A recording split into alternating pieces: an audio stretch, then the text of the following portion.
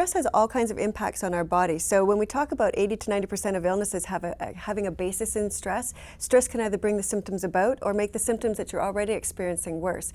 And so we see, where somebody maybe has diabetes and it seems to be going okay, their blood sugars and everything seem to be under control, but then they get into a stressful situation and now they're all over the board.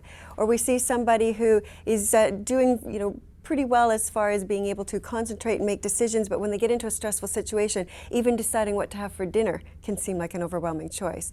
And so it does have an impact, and we need to understand that it's not just that we get a headache, or it's not just that it keeps us awake one night, but these things are cumulative, and they go on, and eventually it gets to the point where we will be experiencing some sort of major illness.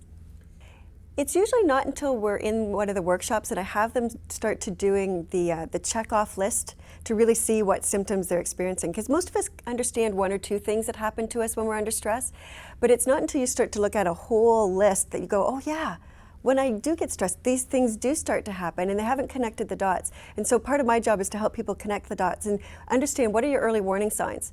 And for some people, it may be, you feel it in your neck and shoulders, everything tightens up and tenses up.